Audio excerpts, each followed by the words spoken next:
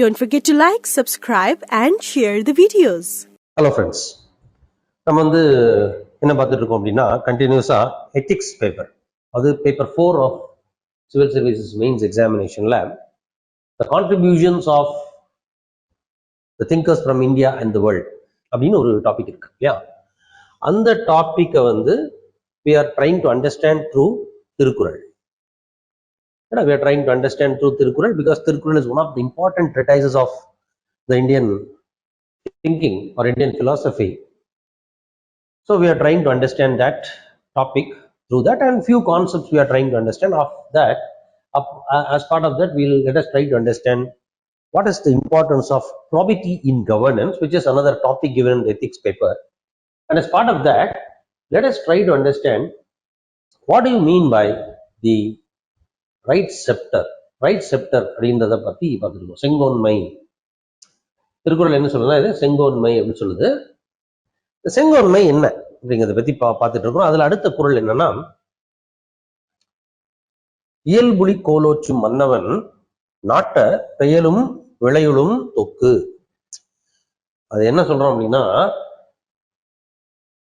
நீதி வழுவாமல் ஒரு அரசு நாட்டில் இருக்குமேயானால் அது பருவ காலத்தில் தவறாமல் பெய்யும் மழையினால் வளமான விளைச்சல் கிடைப்பதற்கு ஒப்பாகும். அது rain and plentiful crops will ever dwell together in the country of the king who sways his scepter with justice. Again, as usual தான் இந்த குறள் பார்க்கும்போது ரொம்ப ஜெனரிக்கான ஒரு குறளா இருக்கும். பட் அபவுட் த ரூலர் அப்படின்ற மாதிரி இருக்கும். Let us see how it is relevant to our civil services exam. இது வந்து சிவில் சர்வீசஸ்க்கு எப்படி யூஸ் ஆகும் அப்படின்னு பார்ப்போம், எப்படி ரெலவெண்டா இருக்கு அப்படின்னு பார்ப்போம். என்ன சொல்றான், இயல்புலி கோலோச்சும் மன்னவன் நாட்ட பெயலும் விளையுளும் தொக்கு. அதாவது மழை பெஞ்சாதான், மழை பெஞ்சு தண்ணிலாம் வந்தாதான் விளைச்சல் இருக்கும். நமக்கே தெரியும், Indian agriculture is sometimes referred to as a gamble in the monsoon. ரைட்டா? It is subject to the vagaries of the monsoon அப்படின்னு கூட சொல்லுவோம். கிட்டத்தட்ட அது மாதிரின்னு வச்சுங்களேன். மழை ஒழுங்கா இருந்தா விளைச்சல் இருக்கும், விளைச்சல் ஒழுங்கா இருந்தாதான் எக்கனாமியோடைய prosperity and other related economic activities எல்லாம் நடக்கும். அதையும் அது எந்த அளவுக்கு இம்பார்ட்டன்ட்டோ அதே அளவுக்கு இம்பார்ட்டன்ட் தான் ரூல் வித் ஜஸ்டிஸ் அப்படின்னு திருவள்ளுவர் சொல்றாரு. The rule, the governance, when we say rule, today's context we can use the term governance. The governance must be with justice, must be based on justice. நீதியின் பார்ப்பட்ட ஒரு ஆட்சி நடக்கும்போது மழை கரெக்டா பெஞ்சு அதுல இருந்து நமக்கு கிடைக்கக்கூடிய விளைச்சல்கள் உலகம் வந்தா எப்படி பொருளாதாரம் சுவிட்சமா இருக்குமோ, நல்லா இருக்குமோ, அதே போலவே ஆட்சி நல்லாட்சியாக, அறம் சார்ந்த ஆட்சியாக, நீதி வழுவாத ஒரு ஆட்சியாக இருக்குமே ஆனால் அது ஒரு சமுதாயத்தினுடைய வளர்ச்சிக்கும் வாழ்விற்கும் வந்து ரொம்ப அடிப்படை ஆதாரமானது அப்படிங்கிற மாதிரி திருவள்ளுவர் சொல்றார். Fine, agreed. இது எப்படி, how is it explaining the importance of probity in governance? நல்லா ஞாபகம் வச்சுக்கணும். Most important probity or ultimate of probity is achieving justice. எதுக்காக ஒரு ethics based administration, ethics based governance வேணும்? To achieve a society where justice prevails. where justice prevails, நீதி இருக்கக்கூடிய இடத்துலதான், நீதியின் பார்ப்பட்ட ஒரு சமூக அங்கீகாரத்தை தான் என்ன பண்ண போறோம், ஜஸ்டிஸ் மூலமாக கொண்டு வர போறோம். அதுதான் என்னது நமக்கான ஒரு நல்ல ஆட்சிக்கான அடிப்படை. ப்ராபிட்டிக்கான தேவை அங்கதான் வருது. Why should there be probity in administration? Why should there be probity in governance? To achieve justice. And this is exactly what the Constitution of India is also talking about. If you go to the preamble says it very clearly. Preamble என்ன சொல்லுது? The Constitution of India seeks to guarantee to its citizens justice, political, economic and social. அதே தான் article 38 of the Constitution, DPSP ல first article அதான் சொல்லுது. The state shall strive to achieve, secure and achieve a social order that is based on justice. That is based on justice அப்படின்னு சொல்லுது. அப்ப இதுதான fundamental, இதுதான ஃபண்டமெண்டல். அந்த fundamental தான் இங்க அந்த ஃபண்டமெண்டல் தான் இந்த திருக்குறள்னு சொல்லுது. சரி, okay, fine. We have drawn a parallel. சரி, how is it applicable to civil servants?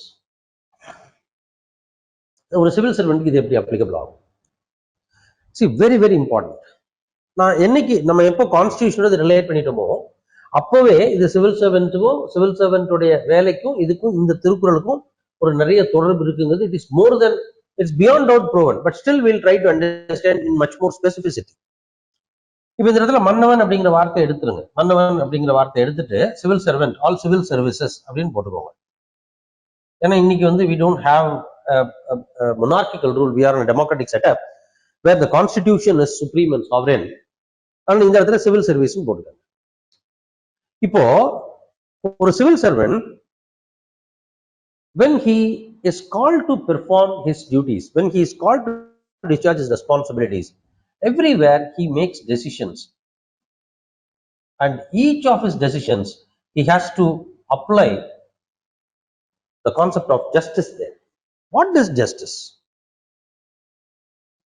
ஏன்னா இப்ப இது டெமோக்ரஸில ஏன் முக்கியமா இருக்கு அப்படின்னு சொன்னா, இது ஏன் நான் டெமோக்ரஸிக்கு ரொம்ப ரெலவெண்டா சொல்றேன் அப்படின்னா, ஒரு ஹைரார்கிக்கல் சிஸ்டம் அப்படின்னா ஒரு அட்மினிஸ்ட்ரேஷன் வந்து ஒரு ஹைரார்கிக்கல் ஆர்டர் தான் இருக்கு. ஒவ்வொரு லெவல்லையும் எடுக்கக்கூடிய டெசிஷன்ஸ் தான் ultimately it is called as the decisions of the government. இப்ப நம்ம கலெக்டிவ் ரெஸ்பான்சிபிலிட்டி சொல்றோம்ல, அது it is not only for, though the constitution prescribes collective responsibility only to the council of ministers, that too to Lok Sabha. நம்ம probity உடைய angle வச்சு பார்த்தோம்னா it is a collective action. Administration or governance is not an act that is done by one single office or one single officer. It is done by everybody. So public administration students க்கு தெரியும், we are taking an integral approach, integral approach to public administration and a wider view with respect to the scope of public administration.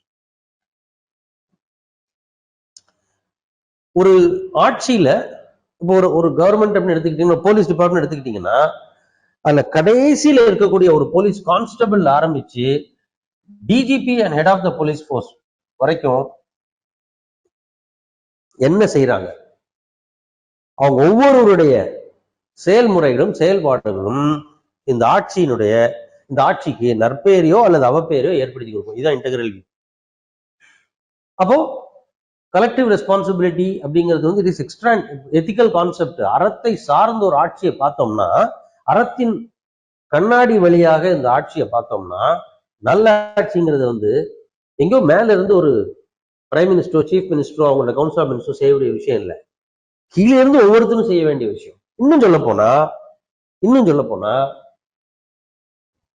ஒரு கடைநிலை குடிமகன் day to day லைஃப்ல அன்றாட வாழ்க்கையில ஒரு குடிமகன், இப்ப நம்ம எல்லாருமே குடிமக்கள் தான். We as citizens, whom do we deal with? Who is the face of the administration? இப்ப நமக்கு ஒரு போலீஸ் டிபார்ட்மெண்ட் எடுத்துக்கிட்டீங்கன்னா, உதாரணத்துக்கு சொன்னா டிராபிக்ல நிக்கிற, டிராபிக்கை ரெகுலேட் பண்ற ஒரு கான்ஸ்டபிளோ அல்லது ஒரு சப் இன்ஸ்பெக்டரோ, இவங்க தான் நமக்கு அரசாங்கத்தினுடைய முகம். நம்ம யாருக்கும் டிராபிக் டிபார்ட்மெண்ட்ல இருக்கக்கூடிய டிஜிபி யாரு, அடிஷனல் டிஜிபி யாரு, இன்ஸ்பெக்டர் ஜெனரல் யாரு, டிஐஜி யாரு, அதெல்லாம் நமக்கு தெரியவே தெரியாது. ஆனா இவங்க தான் நம்மளுக்கான கான்டாக்ட் பாயிண்ட். இவங்களுடைய செயல்பாடுகளும் செயல்முறைகளும் இவங்க என்ன நம்ம கிட்ட எப்படி நடந்துக்கிறாங்க வச்சுதான் நம்ம அந்த மொத்த துறையுமே கணிக்கிறோம், அல்லது மொத்த துறையுமே நம்ம என்ன செய்யறோம், ஒரு முடிவுக்கு வர்றோம். அதனாலதான் என்ன சொல்றான், ஒவ்வொரு லெவல்லையும் நீதி வழுவாமல் ஒரு அரசு நீதி வழுவாமல் நடக்கணும். எங்க இருக்கும், ஒவ்வொரு லெவல்லையும் நடக்கணும். சரி சார், இப்ப நீங்க வந்து ரொம்ப டவுன்ல கொண்டு போய் லோயஸ்ட் லெவல் ஆஃப் ஹையரார்க்கில கொண்டு வந்து நிறுத்திட்டீங்க அட்மினிஸ்ட்ரேஷனை அப்படின்னா வந்து வேர் இஸ் ரெலவன்ஸ் ஹியர் அப்படின்னு ஒரு கேள்வி வரும். ரிமெம்பர், ஒவ்வொரு அட்மினிஸ்ட்ரேஷன்லயும் ஒவ்வொரு ஆர்கனைசேஷன்லயும் லீடர்ஷிப் ரோல் அப்படின்னு ஒண்ணு இருக்கு, ஃபாலோவர் ரோல் அப்படின்னு ஒண்ணு இருக்கு. எத்திக்ஸ், வேல்யூஸ், இதெல்லாம் it has to percolate down from the top. How the top views will percolate down through the hierarchy till the last level of the hierarchy. That is the reason why probity in governance la இந்த Thirukkural becomes important. So leadership role la இருக்கக்கூடிய political masters ஆகட்டும், who has been voted to power by the people, அவங்களாகட்டும், civil services leadership பொசிஷன்ல இருக்கக்கூடிய all India service officer, central group A service officers, whoever who heads a department, a division, a wing, என்ன directorate, இன்னும் கீழே வந்து sub division level வரைக்கும், ஒரு station, ஒரு local level officer வரைக்கும், சர்க்கிள் ஆஃபீஸ் வரைக்கும் ஒவ்வொரு லீடருக்குமே இந்த Thirukkural is a bench mark. இதை அவங்க ஞாபகம் வச்சுக்கணும். இது வந்து ஆக்சுவலா ட்ரைனிங்ல வந்து அவங்க சொல்லி கொடுக்கணும். ஒவ்வொருத்தருமே இயல்புலி கோலோச்சும் மன்னவன் தான்.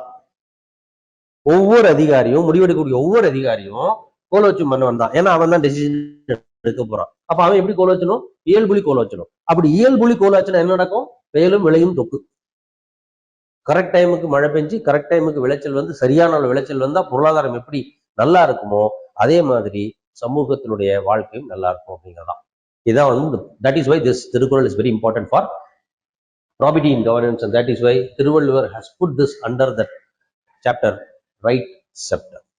ஃபர்தரா திருவள்ளுவர் வந்து probity in governance பத்தி என்ன சொல்லியிருக்காருங்கிறது நெக்ஸ்ட் வீடியோல நம்ம பார்க்கலாம்.